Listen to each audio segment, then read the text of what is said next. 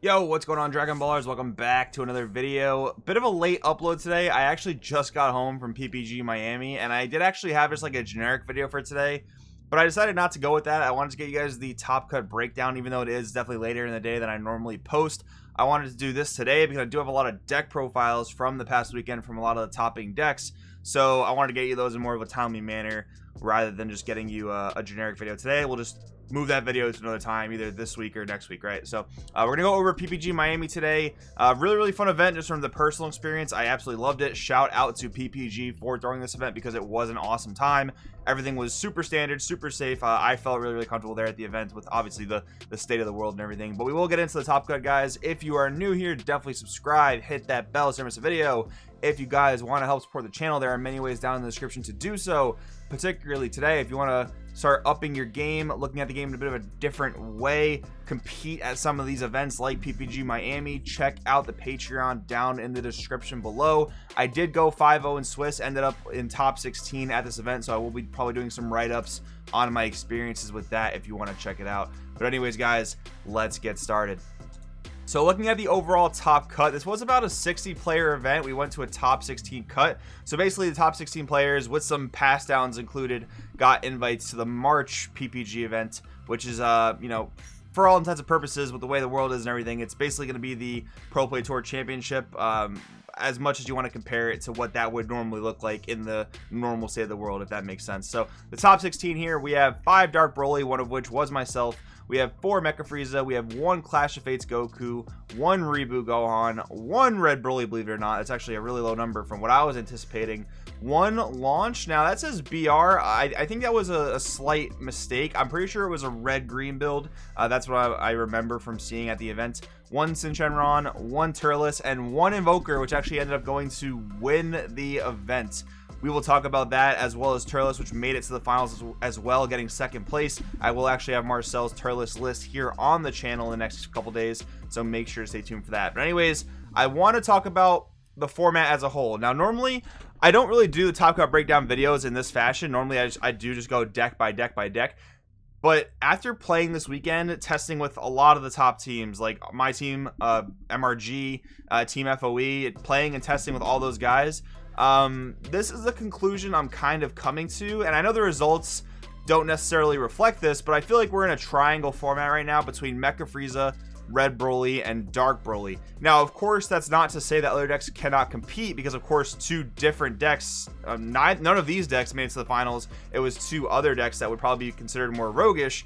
But this really feels like the triangle here. It really feels like Mecha Frieza, Dark Broly, and Red Broly are the top 3 decks, and that's definitely represented by the amount of these decks that made it into top cut, save for Red Broly. Red Broly definitely does not translate into that like Mecha Frieza and Dark Broly did, but Mecha Frieza and Dark Broly definitely took up the most slots in this top cut, and that's not very surprising. What is very surprising is that Red Broly only took 1 spot in the top cut. Now, just from walking around the room, from what I remember, I can only tell you that I think like 5 out of maybe the 60 people were even playing Red Broly, and that really does confuse me. I don't quite get it. Now, I know the deck is very expensive. Astonishing Potential Broly is still a relatively expensive card. As far as I know, it actually shot back up in price. The reprint kind of brought the price down for a while, but I believe it's actually spiked back up.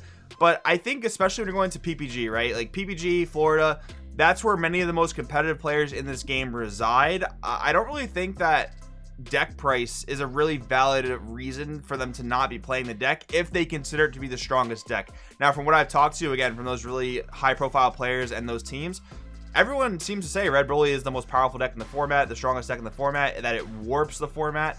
But that wasn't really reflected in the overall representation when it comes to how many players actually played Red Broly and how many players made it into top cut with Red Broly. Now, the 1 Red Broly in top cut was Justin Rios, one of the greatest players in the game. That's just really not up for debate with the amount of accolades he has. He was the only player in top cut with Red Broly, and he actually ended up losing out in top 16. Now, that's not to say anything about his performance or anything like that. You know, sometimes variance happens, sometimes bad matchups happen. things can get very, very intricate, especially when you're playing at this top tier level of Dragon Ball, like I perceived PPG Miami to be with the amount of high skilled players that were there. But it is just really, really interesting that Red Broly didn't take up more of this top cut, that Red Broly didn't make it to the finals, that Red Broly didn't make it further into the top cut. I really do wonder as to why that is, because I still perceive it to be a very, very strong deck. But I will say that I did say many, many times, I did not think Red Broly was like the undisputed tier 0 deck. I just was never of that opinion. Mecha Frieza and Dark Broly can beat Red Broly. It's not easy per se, but it's very, very doable. And that's the really weird thing about this triangle, right? Like, I think there are favorable directions of this triangle. Like, I think Dark Broly is favorable against Mecha Frieza, but even then, like, Vegeta Unison of Fury, that card single-handedly knocked me out of top 16. Like, I just couldn't draw my answers to it, and that really gave me a hard time. And what I mean to say by saying that is I think that this triangle, normally when you have a triangle format, it goes in one direction, right? So, for example, it would be Dark Broly beats Mecha, Mecha beats Red Broly, and then Red Broly beats Dark Broly. That would be the triangle you expect in a typical triangle format. This triangle feels so different in the sense that it feels like these three decks can all beat each other. It's all dependent on what type of variants you're playing. Like, there are variants of Mecha that are far better in the mirror match. They play the Lord Slung engine. That is far better in the mirror match than anything else. There's also variants of Frieza that play Vegeta Unison of Fury in the side or main deck. Some variants don't play it at all. That's going to influence your matchups against both of these other Broly decks, right? So this triangle just very much feels like it's very skill dependent, very deck building dependent, and depending on what variant of these decks you take into the event, they are all able to beat each other. It is not a one directional flowing triangle format, which to me, it's honestly super cool and super fun because there's a decent amount of diversity. The decks below these three decks are still very playable. It's just a little bit noticeable that a lot more players will tend to cling to these decks, again, except for Red Broly. But it is a very cool triangle format because in my time playing card games, seeing a triangle format where it's not one directional, where each deck can beat each deck, that has happened incredibly rarely. It's a really cool thing to see, and it shows good balance in one degree and not so good balance in another degree. Like, I think Red Broly is a bit too strong in the sense that Red Broly does really push out rogue decks from being able to play for the most part. But when you have a triangle format that each deck can beat each other depending on skill and deck building, that is really cool design. So there's some good and bad there. I think Red Broly is stupid in the sense that it does kind of really push out rogue decks, but there are rogue decks that did succeed this weekend, so the hope is not lost. Those rogue decks, those tier 2 decks, they're not unplayable. So anyways, let's move on a bit.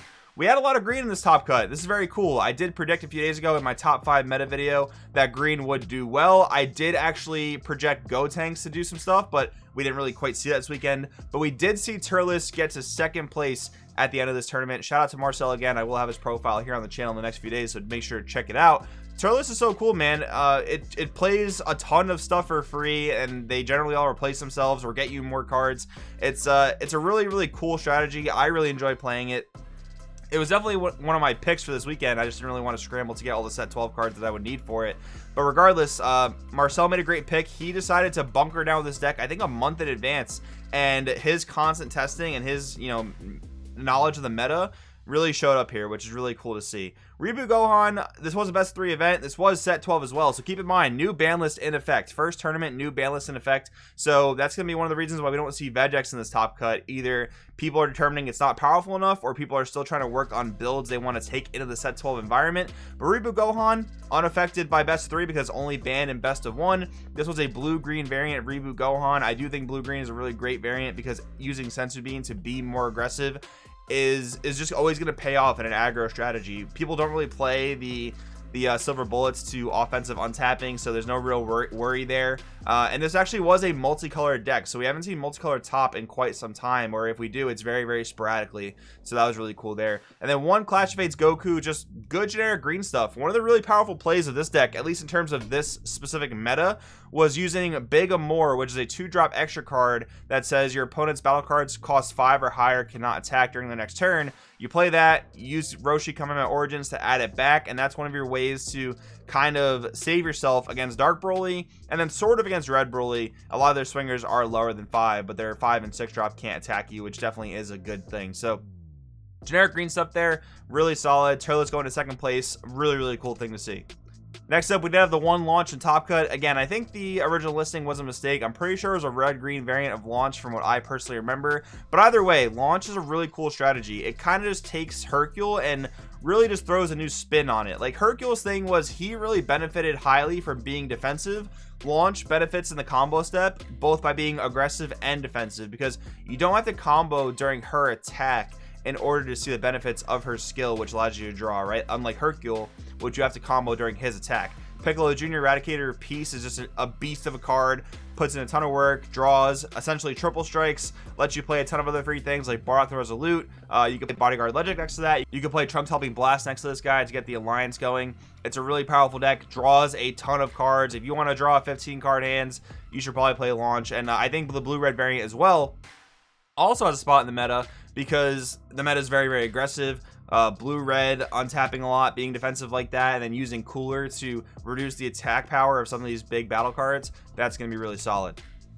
Next up, we do have the one Sin Shenron. This is definitely par for the course. A lot of the new Sin stuff is quite good, but we never really see Sin dominate a format, right? Now, I don't know if that's just because players don't really cling to this deck like they do to some other decks, but Sin is always going to make at least one spot on top cut. That generally just is what happens. A lot of the new Sin stuff is very powerful, and I can tell you that from my first-hand experience. I did play against Sin round 1 in the tournament, and man, a lot of the new stuff's really strong. They have their own Zarbon now, so that's a searchable effect basically that can untap their 9-drop to just continually block. They have the Oceanus, which is a barrier blocker. She offers this deck a little bit of removal for small cost guys, which against me playing Dark Broly is actually kind of relevant, because I do play some number of 1 and 2 drops, so that was pretty good. But Omega Shenron Allies of Zord, man, this card is super strong. Sacrifice any dragon, play it, replace itself so it draws, and then you can copy any of your dragons in the drop area. So my opponents were copying the Oceanus for the barrier blocker. They were copying the Zarbon dragon because it has dual attacks, so 30k dual attacks, obviously quite good.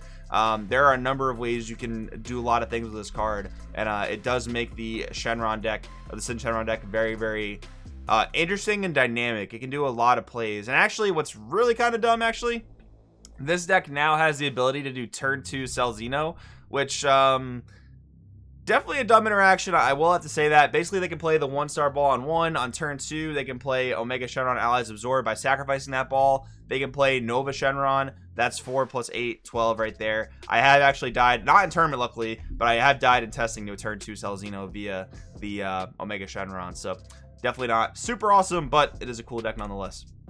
And then finally, guys, Invoker ended up winning this event. Definitely one of the more rogue tier decks, I think, and we know this for a fact, that the player that won this event has been on Invoker since he started playing the game and has not let up, right? So he knows his matchups. He knows exactly how he wants to play out every single matchup, and that's what I really think led this player to taking first place in this event. Actually, I watched his profile, which is on Team FOE's channel, and he mentioned that Apex of Power didn't win him a single game directly. What I mean by that is he never won by swinging in for Victory Strike. He usually would play this thing to, like, essentially Fu Shroud the opponent, not let them use effects, and then he would either, you know, burn them to death or deal direct damage, whatever it was that he had to do to win the game. That was just kind of a funny thing that I noticed from his deck profile. But anyways, this is gonna, you know, kind of reaffirm this thing that I believed for a long time about this game, is that yes, there are the strong decks, yes, there are the top tier decks, but if you are a rogue player, if you have a deck you really enjoy playing and it is competent enough, if you master it, if you really learn the matchups and whatnot, it will reward you quite heavily. So anyways, guys, that's gonna wrap up today's video. Amazing tournament. Again, shout out to PPG. It was a very, very fun time.